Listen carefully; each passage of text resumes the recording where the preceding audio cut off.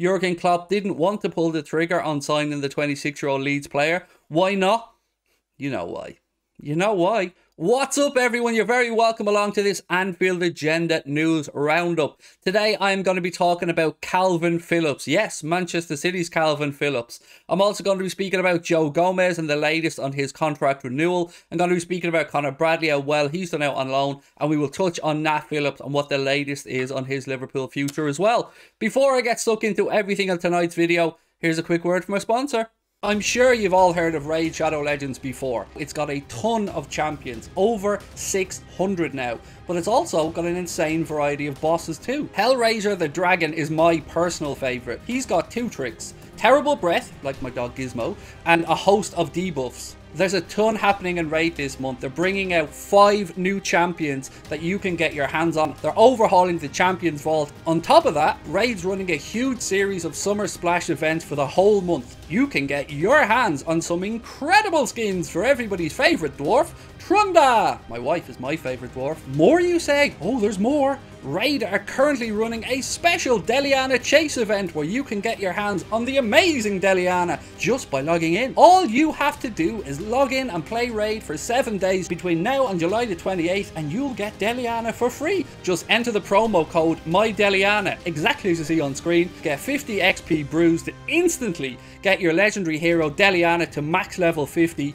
as well as a ton of silver. This is the best time to get started in Raid. If you click on the link in the description or scan my QR code here on the screen, you will get unique bonuses worth $30. We're talking a free epic champion, Rector Draft, 200k silver, 1 energy refill, 1 XP boost, 1 ancient shard, so you can summon awesome champions as soon as you get in game. I know what you're thinking to yourself at home right now. Anfield Agenda finally hit the big time with the Raid Shadow Legends ad. Yeah, very much enjoying it as well, and thank you guys for your patience and for watching, and I hope you guys check out the game. Right, let's get stuck into tonight's video though, and you're probably wondering why at the start I mentioned Kalvin Phillips. It's very difficult not to say Calvin Ramsey now that we have our own Calvin, but Kalvin Phillips, why is he in tonight's video? What has it got to do with Liverpool? Well, it turns out apparently that Liverpool turned down the opportunity to sign Kalvin Phillips in what would have been, according to Sport Bible and their source at National News Sport, would have been an easy transfer to make. Jurgen Klopp didn't want to pull the trigger on signing the 26-year-old Leeds player. Why not? You know why. You know why. You don't want me to say the words, but you know why. And hence he ended up at Manchester City. And I've got to say, I don't get the hype around Kalvin Phillips. I'm sure that he's a decent midfielder. And look, time will tell how well he gets on at Manchester City. But I did think that it was interesting to see that it was an option that Jurgen Klopp had apparently weighed up along with a few other midfielders and didn't pull the trigger, and we know why. He wants to wait for one specific player that he has his eye on. But yeah, so that's why we ended up at Manchester City. Liverpool apparently one of the clubs to pass up on Kalvin Phillips. Just a little update on something I spoke about yesterday. I did say that Ben Woodburn had gone on loan to Preston North End for the season. I was, of course, incorrect. He had been released by Liverpool, and Ben Woodburn signed a 1-year deal to move to Preston. So wish Ben all the best. He is, of course, Liverpool's youngest ever goal scorer, but he will now ply his trade at Preston, of course, a club famously linked to Shankly as well. So we wish him all the best. Now, before I get stuck into talking about Joe Gomez, before I get you guys hopefully a little bit excited about Nat Phillips, can I get you excited about Nat Phillips? I'm going to try. I want to just run over a quick story that I seen today. And it's basically that United feel a little bit blindsided by the idea that Cristiano Ronaldo wants to move away. This piece suggested that they turned down the opportunity to sign the likes of Darwin Núñez or Erling Haaland because they believed that Erik ten Hag would have one season with Cristiano Ronaldo there as his 37-year-old goal scorer extraordinaire. Now, I do find it somewhat funny that the language passed up on the opportunity to sign was used, because let's be honest, Haaland was probably always going to Manchester City, and once Liverpool went in for Darwin Núñez, they aren't going to be outwitted by Manchester United. They may have been outpaid by Manchester United, but ultimately the player made the right decision either way, because he knew if he came to Liverpool, he'd get to work with Jurgen Klopp, he'd get Champions League football, he'd get to play with players like Mohamed Salah, Luis Diaz, Thiago, and quite frankly, he made the right decision. But I just find it funny They're trying to put it out there that, oh, we feel a little bit blindsided now because we missed out on those opportunities. Little bit of breaking news. You would have missed out on them anyway. The next thing I wanted to bring up to you guys was around Joe Gomez's future. I know there's been a lot of rumours out there about interest from Steven Gerrard and Aston Villa. Will he move? Will he stay? The club's priority is to let Joe Gomez stay and to sign him up to a new deal. Jurgen Klopp believes he is the best English centre-back. Actually, I lie. The phrase used was best English centre-half. Same difference, I know, but I want to try and be as factual as I can. And it got me thinking about it a little bit. He's got to be right up there. He's still only 24 years of age, Joe, and he's been very, very unlucky with injuries. I like the idea that we have Calvin Ramsey in now, and we probably won't have to use Joe Gomez at right back too often, because personally, I don't feel as comfortable when he's at right back. At centre back, no issues, no problems.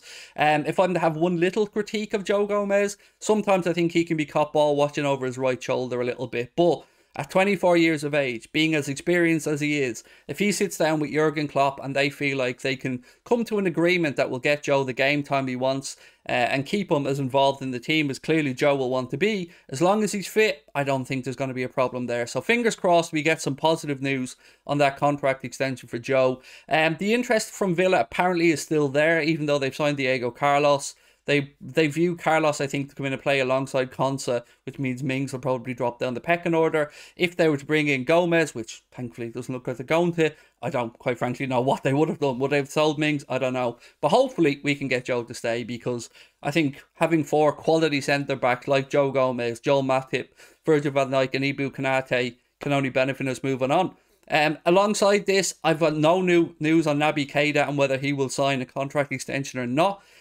We were told when Klopp signed his new deal that there were specific players that were prioritised to get new deals. Naby Keita was one of them, but there has been some chat that maybe Naby is of interest to a couple of clubs in Italy mainly, and I'm sure there are a few in Spain as well. But I don't know on this one, folks. I mean, losing him on a free next year after paying 50-something million for him would be a kick in the nuts, quite frankly. But signing him to a new 4-year deal would also be a bit of a risky move, because, look, we haven't seen the best of him. I think we can all agree on that much. There's a player in there, but how patient are we going to be? Bodies-wise and numbers-wise, if for whatever reason he was sold this summer, I feel like we would have to bring in somebody to help out the midfield. But, you know, again, I don't know the ins and outs of it yet. But he is on the list of players that Julian Ward is supposed to be speaking to about a contract renewal. So hopefully we'll have a bit more news further along the line. Right, Connor, two more to talk about actually, sorry.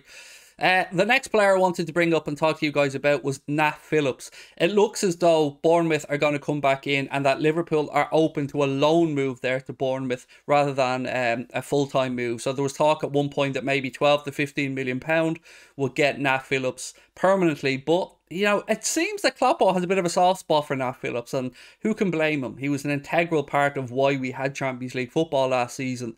And every time he's written off, he seems to come back stronger. So, look, if Jurgen Klopp feels, and I've said this to you guys before, that maybe Nat Phillips could be a long-term successor to Joel Matip, who, you know, has a couple of years left, and probably 2 or 3 years at the top level, you know, let's wait and see. But as of right now, it's looking most likely that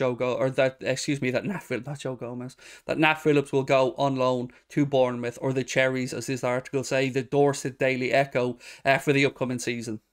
And the last thing I wanted to bring to you guys today was a little bit of good news about Connor Bradley, who, as we said to you the other day, has gone on loan to Bolton for the season. Well, he's after chipping in and bagging himself a goal already. Bolton drew 2-2 with Stockport today, and Connor Bradley was on the score sheet, and he's already had a goal and 3 assists in pre-season for Bolton. So fair to say that Connor Bradley is settling in well. We do know that although we've seen him at right back, the club view his future probably in and around the midfield area. So definitely one to keep an eye on with Connor Bradley, and it's looking like he settled in very quickly there at Bolton. So fingers crossed he has a productive season. Right, my friends, that's pretty much it from me today. You know, I've gone through the whole video without mentioning a particular person's name, so that's an improvement, because I do read the comments. I do see that some of you guys get a little bit annoyed with me when I keep bringing up Mr. Choo Choo, but, you know, I've been banging this drum for the longest time. So, That's probably why we didn't go in for Phillips. That's all I got to say to you today. I will see you guys tomorrow, same time, same place, usual time. Thank you for your support of the channel as always. Please do let me know your thoughts on anything I spoke about in this video in the comment section. Drop a like on the video, and of course, hit that subscribe button for me as well. Much love. I'll chat to you soon. We are closing in on some pre-season action. Fingers crossed we get going soon, because it's been a long summer.